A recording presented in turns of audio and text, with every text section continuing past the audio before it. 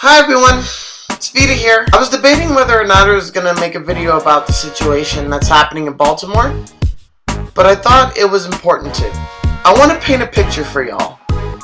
Imagine you're walking down a school hallway, and all of a sudden someone shoves you. All of a sudden someone pushes you to the ground and starts kicking you. And you're like, hey, don't do that. They do it again.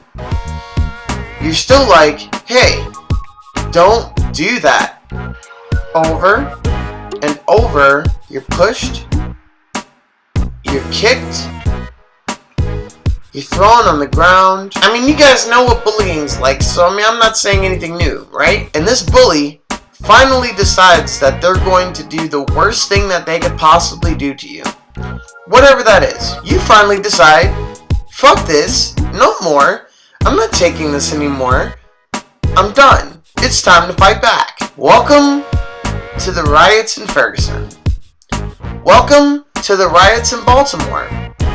Welcome to the Rodney King riots. Because that is what people are dealing with. People have been getting bullied by the police force. We've been getting bullied by our government. We are being bullied through the victimization that comes with the prison industrial complex. And just like it's important to understand why someone would lash out at a bully in school as opposed to just thinking of two kids that got into a fight, it's important to understand why these riots are happening. These riots aren't happening because a football team won or lost. These riots aren't happening because someone you didn't like got elected.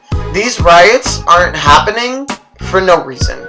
These riots are happening because people are getting killed in mass numbers in very, very short amounts of time. The new statistic is every 8 hours. Think about how quick 8 hours goes on a busy work day. Think about how fast 8 hours goes, and then think about the numbers that come with that. The numbers that say that every 8 hours, a black person in this country is killed by a police officer. Anyone who is on their way to work right now, you go to work at 9 o'clock. The numbers, as of recently, will say that by the time you get off work today, by the time you clock out, another black person will have been killed by a police officer. You can say what you want about that. You can justify that all you want. But flat out, there's not a single thing you can say to me that can justify the high body count of black bodies this year alone. I did a poem just recently called The Race Card. And in this poem, I made a point to find statistics about the amount of black deaths and deaths of people of color that have taken place over the past 2 years. In 2014 alone, more black people were killed by police than the majority of people who died in 9/11. Something we deem as one of the nation's greatest and most horrific terrorist attacks in this country has been succeeded by the amount of black people that have been killed as a result of police activity in the past 2 years. Do I have to say much more than that? Let's have a discussion about the media representation that comes with these riots.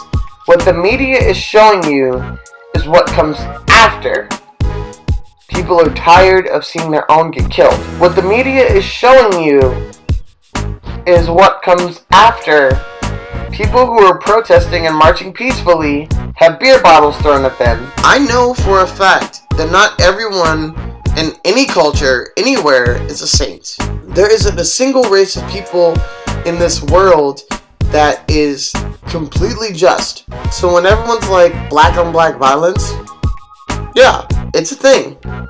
Black on black violence is a thing. I think when people are so quick to bring that type of stuff up, they're missing the point of what aggression is like when people have stopped wanting to be antagonized. And people are like, well, you shouldn't be doing what you're doing because it's only going to perpetuate the problem. Riots didn't cause police brutality.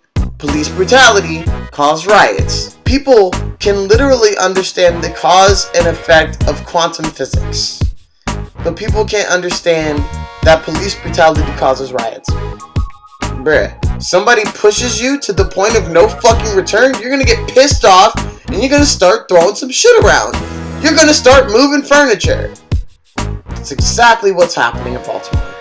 Trying to understand the effect without a cause is like trying to understand how a house burned down without thinking about who started the fire.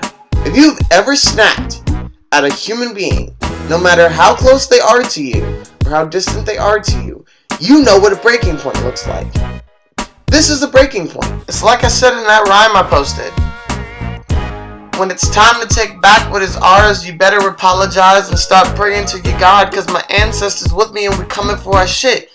So you better realize who the fuck you're dealing with. This is Vita E, and I stand with Baltimore.